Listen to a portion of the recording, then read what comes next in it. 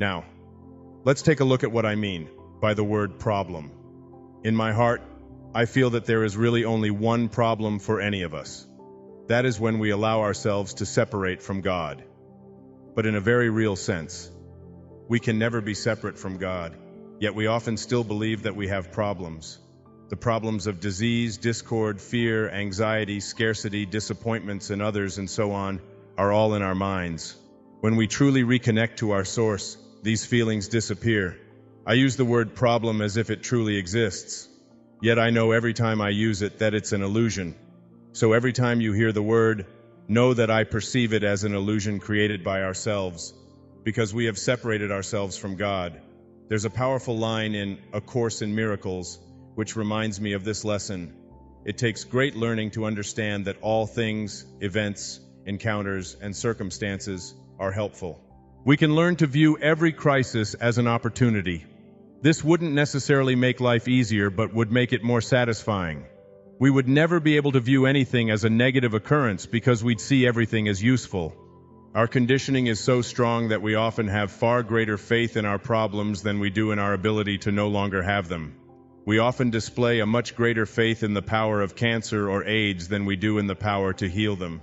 The evil, the pain, the anguish are of our own creation, and they represent opportunities to gain greater learning. I ask you to keep an open mind as we travel this path of healing to bring peace back into your life on a permanent basis. Now let me speak to you about what I mean by the word solution. I once sat in on a meeting of Alcoholics Anonymous. The words on a sign on the wall kept gnawing at me throughout that meeting.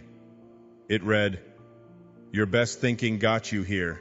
I thought how true that is and how it applies to all of the circumstances of our lives. Our best thinking is exactly where all of our so-called problems exist. If we couldn't think about them, they would not exist. What we need is a change in thinking to realize that a connection to the divine is what eradicates our problems. You cannot send problems out of your life by attacking them or understanding them in more depth. Instead, you correct the error in your thinking that produces the problem in the first place. Once you bring a correction to the problem, it no longer has any validity, and it disappears. We correct these errors with the creation of a new spiritual delivery system. This is the basic introduction to the idea of having a spiritual solution available for every single problem. In the Yoga Aphorisms, Patanjali teaches that we are capable of reaching a state of awareness in which we can perform miracles. He counsels us to be unafraid of transcending the limitations imposed upon us by the material world. Patanjali's words caused me to truly think of myself as capable of living at a much higher level than I had ever even considered before. I felt urged to go beyond traditional ideas which acted as obstacles to my union with God. Patanjali offered hundreds of specific suggestions and practices to reach the oneness or union with God, which he called yoga. Here are 5 aphorisms that can help you to gain access to your spiritual answers. I have arranged these 5 major themes in a way that I found useful for myself, and I trust will be helpful to you. The first aphorism: the central act of ignorance is false identification. Patanjali describes ignorance as a basic misunderstanding of one's real nature. When we identify ourselves as our name, or our title, our body, our possessions, achievements, or reputation, we are denying our true identity. What we are exploring here is ignorance defined as falsely identifying oneself as only of the material, ego-based world. Replace that false identification with imagining yourself eternally connected to a divine source.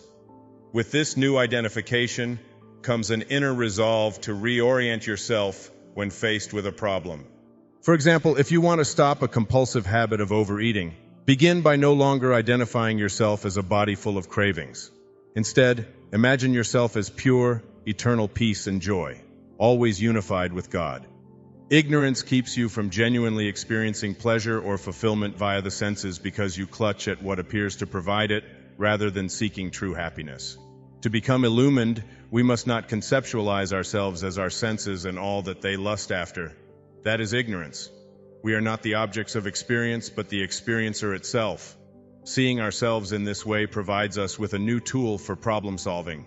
Try it the next time you feel the impulse to overeat, consume a toxic substance, or even spend time in painful grief over a loss.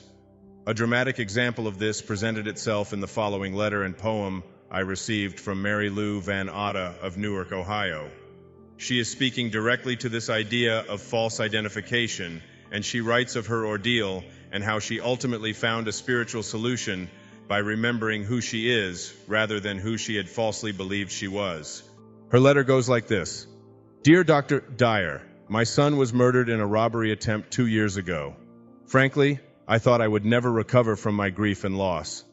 Amid all the clouds in my life and mind, I was somehow led once more to your books and tapes.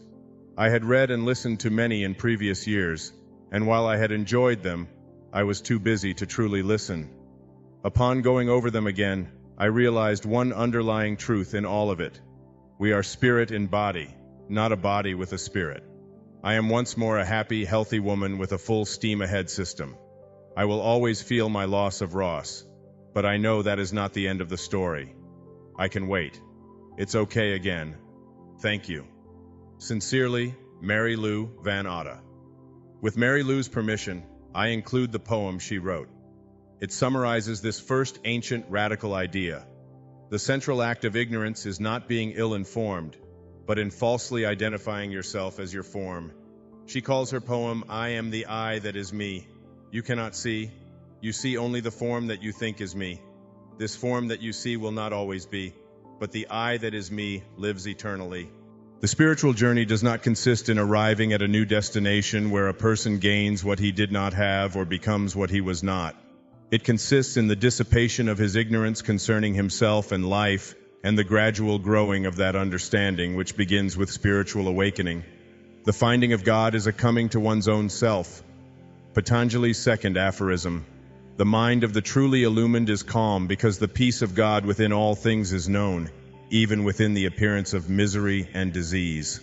This second aphorism brings to mind the adage that the 3 truly difficult things to do in life are returning love for hate, including the excluded, and saying, I was wrong. If it requires stillness to know God, then we need to be in a place of loving calmness in order to have God's assistance in problem solving. But how do I get to that place of calmness? I believe you can move into that state of knowing God by intentionally choosing calmness in moments of anxiety or fear. Yes, you can choose to be calm at any moment by reminding yourself that you are no longer choosing to live by your conditioned past. Our conditioning has led us to the error of thinking of ourselves in terms of finite beings. James Carr, in his book Finite and Infinite Games, describes a world of finite games in which winners and losers, rules, boundaries, and time are all extremely important. In the world of finite games, titles, acquisitions, and prestige are of paramount significance. Being identified with losers in the finite game is frightening and dangerous. The ultimate loss, of course, is death. There is also the infinite game, which you could begin to play if you so choose. In this game, there are no boundaries. The forces that allow the flowers to grow cannot be tamed or controlled. The purpose of the infinite game is to get more people to play, to laugh, to love, to dance, and to sing. The infinite player speaks from the heart and knows that answers are beyond words. This is not to imply that players of the infinite game cannot also play finite games. The choice is to play mostly infinite games, but while playing the finite games, refusing to take them seriously. Others may think you are serious, but you know better. You know you see your world in the term of an infinite game. You will smile more frequently. You will feel serene. You will access spiritual solutions. The third aphorism of Patanjali, sin is non-existent. There are only obstacles to one's ultimate union with God. Most of us grew up believing that a sin was an act of disobedience or ingratitude toward a God who is both separate and punitive.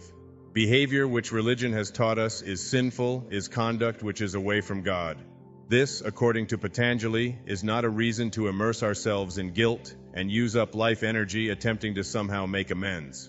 Rather, it should be viewed in the context of an obstacle that we have yet to overcome.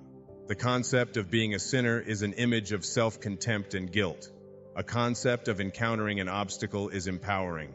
We have been trained to think in terms of sin and punishment. The empowering way is to view trials as lessons and opportunities to choose differently. The sinner filled with guilt becomes immobilized and remains in passive inertia. When we view the sinful behavior as an obstacle to a higher level of awareness, we can still take responsibility by asking ourselves, what is the lesson for me, and what can I do to avoid this the next time? If you have violated any of the commandments which you hold on to as law, if you have stolen, cheated, or lied, or coveted, or even physically harmed another, try viewing these actions as obstacles to your spiritual union with all that you truly are and can become. Even if you have done irreparable wrong to someone through uncontrolled greed or anger, you can still view this action in terms of obstacles to your union with God. Certainly you will feel remorse and do all that you can to right the wrongful acts. Your penance does not consist of perpetuating grief for wrongs, but in resolving to avoid in the future those deeds that would call for remorse. Patanjali's fourth aphorism, the person who is steadfast in abstaining from falsehood has the power to obtain for himself and others the fruits of good deeds without having to perform the deeds themselves. Normally, when we use the word truthful, we imply that a person's words correspond to the facts of which he speaks. Yet in this Yoga Sutra, steadfast in abstaining from falsehood means something quite apart from being factual. What is meant here is the practice of completely and wholly identifying oneself as a spiritual being, united with God at all times, and never confusing one's identity with the ego world of possessions, achievements, and reputation. In this state, we find ourselves gaining those fruits of good deeds. They will enable us to not only resolve our own problems, but those of others as well. Listen carefully to the words used in this sutra. Obtaining for yourself and others the fruits of good deeds without having to perform the deeds. Just what does this mean? Patanjali suggests that steadfast abstention from falsehood means that saying to someone, "God bless you," means that the person is truly blessed because we are no longer capable of even dreaming an untruth. Similarly, this steadfast abstainer from falsehood can perform miraculous cures by simply telling a sick person that he is well. Thus, Patanjali suggests that when a person becomes perfected in truth, he literally gains control of truth. That person's being, along with their words and actions, allows them to obtain the fruits of good deeds without necessarily performing the deeds with their physical bodies. Now, I'm not offering you sainthood here in exchange for becoming a 100% truth teller. Rather, what I am proposing is that you open yourself to an idea which allows you to gradually remember your identity as a connected to God entity. The more steadfast you are in this regard, the more you will hear others say, "I just feel better when she is around," or "I feel calm when he shows up." You literally raise the consciousness of those around you. We begin to see the fruits of good deeds appearing without having to work at it. Ultimately, we are close to the top and find that there are others just wanting to bathe a bit in our aura, so to speak. Let in this idea that you can access divine spiritual power to alleviate problems, first for yourself and then for others. And finally, Patanjali's fifth aphorism, my favorite. When a person is steadfast in his abstention from harming others, then all living creatures will cease to feel enmity in his presence. Patanjali's statement, abstention from harming others, includes not only actual acts of harm, but also thoughts of jealousy, judgment, and injury. Steadfastly renouncing violence in thoughts and in all dealings with others creates an atmosphere wherein violence and enmity cease to exist because it is not reciprocated. Any situation where you experience anger or even mild discomfort involves thoughts of enmity toward the other person or people. Other people will not feel enmity or anguish if you steadfastly abstain from having harmful thoughts toward them in the first place. Amazing. By you working at not having any judgments or harmful thoughts, those around you will be free of anguish also. I find it quite effective to use the following 4 words, first internally, and then I say them out loud. They are, "You're right about that." Not sarcastically and without rancor. I simply allow the other person to be right, which is all their ego really wants. This tool does not make the other person right. It merely allows someone to believe that they are. And it allows you to be steadfast in your abstention from harmful thoughts.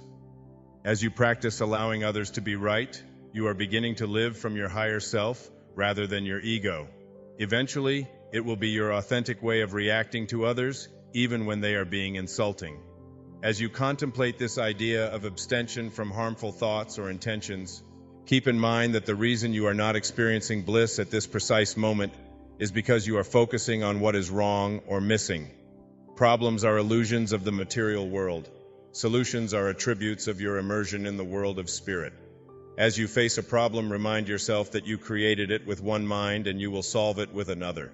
Spiritual problem solving ultimately means examining the entire concept of energy in a new way.